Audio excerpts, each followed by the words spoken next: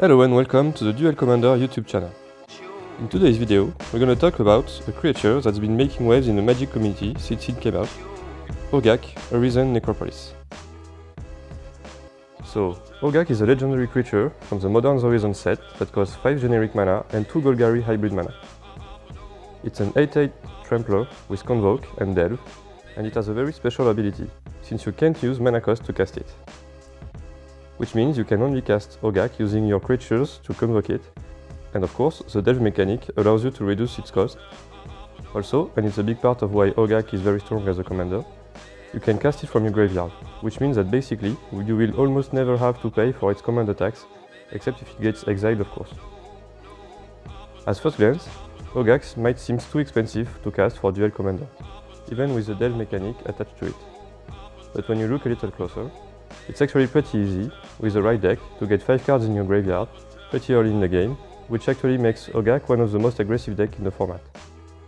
Besides, its huge body protects it from every red removal spell, and its big mana cost protects it from cards that cares about low CMC creatures like Fatal Push. Its main vulnerability remains the white exile spells, like Swords to Plowshares or Pass to Exile, because it forces you to put it back in the command zone and recast it with the command attacks. So the game plan is pretty straightforward and simple. Cast Hogaak as soon as possible, ideally on turn 2, usually on turn 3, and set up your board state so that you can recast it consistently when it dies. And since its only purpose is to attack and deal combat damage, it will most likely die at least one or twice each game, either because your opponent played a removal spell on it, or because Hogaak got blocked by a Death Touch creature or by multiple creatures that killed it. Here is the board state you wish to preserve at all times with this deck. 2 black or green creatures and 5 cards in your graveyard. Why 2 creatures? Because the Delve mechanic can't produce any colored mana, so the only way to get the 2 colored mana you need to cast Hogaak is Convoke. In order to keep this board state as consistently as possible, the deck runs a lot of 1 or 2 CMC creatures, and among them, we have all the green mana dogs the game has to offer. These creatures serve 2 purposes in this particular deck. They can either produce mana for all your regular spells, or they can tap to convoke Hogaak. Thanks to this versatility, and to the great number of dogs we run, the list only has 35 lands, which is one of the lowest ratio for Duel Commander, and leaves room for more interactive cards. Speaking of lands, we can mention Dryad Arbor that serves the same double purpose here, to either cast regular spells or help cast Hogaak with Convoke. And of course, is a great way to ramp when paired with Green Sun Zenith. I should mention at this point that the Convoke mechanic doesn't take into account the summoning sickness, which means that any creature that arrives on the battlefield can immediately be tapped to convoke Hogaak. So, in this context, Dryad Arbor can count as a land pattern and be used to convoke Hogaak on the same time. So the already good synergy with Green Sun Zenith becomes even better with this deck. Let's say you have 5 cards in the graveyard, Green Sun Zenith in hand, plus a green land open but only 1 creature on the board, which means you're 1 creature short to cast Hogaak from the command zone. You can fetch Dryad Arbor with the Green Sun Zenith, and it will immediately give the green mana you need to convoke Hogaak. Another way to put enough creatures into play to convoke Hogaak as fast as possible is to take advantage of token generation spells that these colors offer. Especially those who can create 2 bodies at once, like Chatter of the Squirrel. Special mention to Lazotep River and Saproling Migrations, 2 cards that are usually barely good in Limited, and pretty much never see any play, but that are especially good in Hogaak. Much like Dryad Arbor, that I mentioned before, the land Carlny Garden can also be a great trick, and be both your land drop for turn, as well as giving you the missing body you need to convoke Hogaak in any given situation. Nissa, Voice of Zendikar, is also a great token generator, as well as a way to pump all your teams of small creatures in case you need to overrun your opponent with all your board. Still in the token generation section, we should mention Zombie Infestation, that serve 2 of our priorities: put bodies on the board to convoke Hogaak, and fill the graveyard at the same time to reduce its mana cost with Delve. Speaking of, filling our graveyard is definitely our second main priority with this deck. To do so, we use 2 strategies, self-mill and self-discard. Greater Good is a great tool to do so.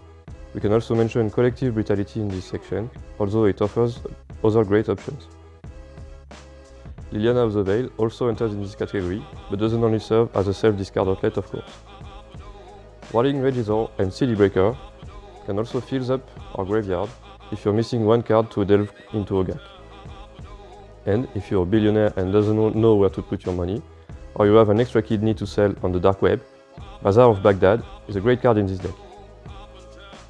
Of course, we will prioritize to discard cards that want to be in our graveyard, like the infamous duo Bloodghast and Vengevine.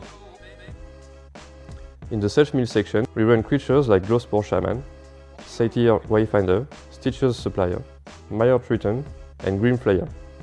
All these great ETBs are simple great synergy with Hogaak since they provide both what we need: bodies on the board to convoke Hogaak, and cards in the graveyard to delve and reduce its mana cost. If any one of these creatures is in your starting can with 1 or 2 manas, you absolutely want to keep it. And if not, you might want to consider mulligan into at least one of these.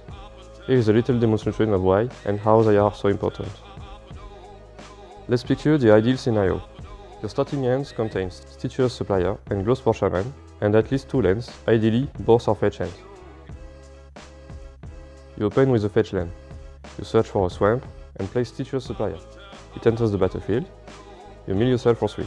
And hey, one of these 3 cards is Bloodghast. You pass the turn. On your second turn, you play your second fetch and search for a forest. This will trigger the Bloodghast in your graveyard and cause it to enter the battlefield. You go on and cast Glowspore Shaman from your hand. It enters the battlefield and you mill yourself for 3. And hey, one of these 3 cards is Vengevine. I know that's a lot of luck, but still it can happen, believe me. At this point, you will have 7 cards in your graveyard and 3 creatures on the board. So plenty enough to cast Hogaak. You can even choose to put one of your first fetch from your graveyard to the top of your library with the Glowspore Shaman to make sure you will hit your next land drop if you need it, and still be able to cast Hogaak.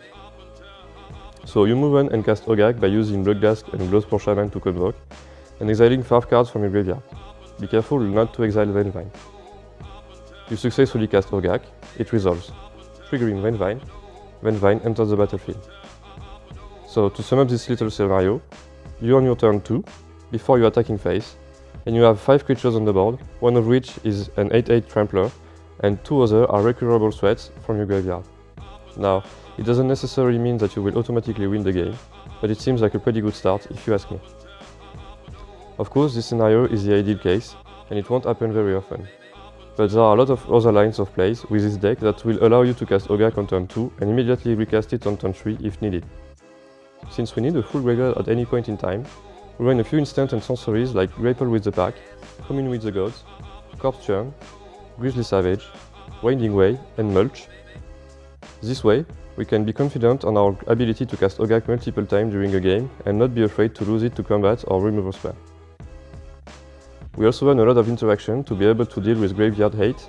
Caustic Caterpillar and Reclamation Sage can help us to deal with cards like Rest in Peace and Leyline of the Void that would otherwise be very bad news for our deck. And to make sure we can find this card consistently, we run tutors like Fauna Shaman and Survival of the Fittest, and even Worldly Tutor. Note that these cards can also help us find other key creatures to answer any type of situation. Demonic Tutor serves the same purpose. The must-run discard pack, Duress, Inquisition of Coliseac, and Thoughtseize is also a part of this deck.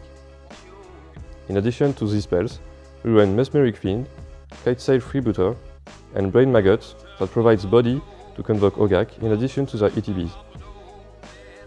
Speaking of must-run, Fatal Push, Dismember, and Go for the Throat also made the list. And since we don't need our mana cards to play Hogaak, cards like Winterhold and Tanglewire will disrupt our opponent more than us, and in some cases might make us win the game. To complete the list, we run some generic good stuff like X-Drinker, Tarmogoyf, Scavenging Ooze, and Dark Confidant. In conclusion, Hogaak is definitely a very strong deck in the format, probably among the best ones there is currently.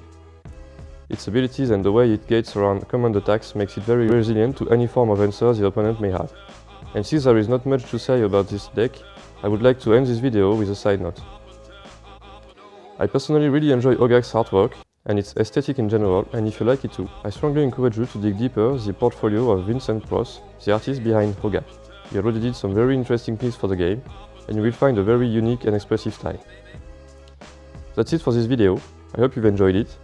You will find the full decklist in the description. Feel free to leave your comment on that list, and don't forget to subscribe for more Duel Commander content. See you!